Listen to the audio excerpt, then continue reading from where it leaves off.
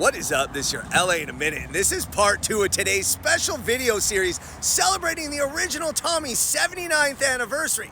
They're going to be celebrating with $2.79 chili cheeseburgers from now throughout the end of Sunday, so make sure you get yours. And I'm celebrating with this second video because you better make sure you go to an original Tommy's because there's so many copycats out there. So I wanted to know, why are there so many knockoffs of the original Tommy's? Let's get into it. So first and foremost, here's the original Tommy's founder, Tommy Kulaks, at the first location on Beverly and Rampart in 1946. This is the place that has spawned dozens, if not hundreds, of imitators. Here's Tam's Burgers. This is Tom's Burgers. This one's called Tom's Famous Hamburgers. There's Tom's Jr., Big Tommy's, Tommy's Charbroiled Hamburgers. I feel like this one is pronounced Toma's Famous Chili Burgers. And of course, the knockoff chain Tommy's with an IE. I mean, look at this map. The red flags are original Tommy's. The black flags are copycats. That's 34 original Tommy's and 67 copycats just in Los Angeles. So how in the name of Tommy Kulaks did it get to this point in the first place?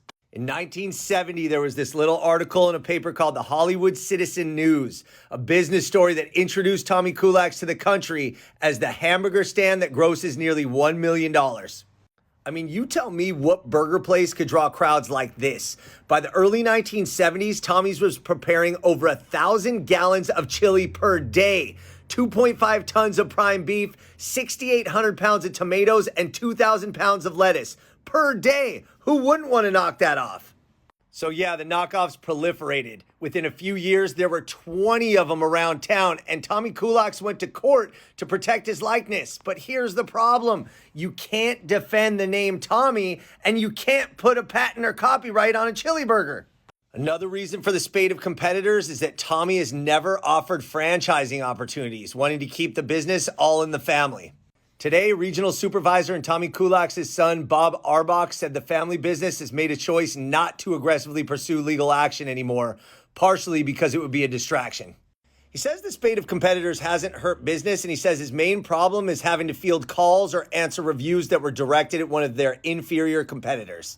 This is the real deal, by the way. So don't be fooled by the imitators, copycats, and knockoffs. So look, make sure you're celebrating the original Tommy's 79th anniversary today by getting a $2.79 chili cheeseburger. And also make sure you're at a real, original Tommy's because there are so many knockoffs and copycats. But at least now, you know why. All right, LA, it's been a minute.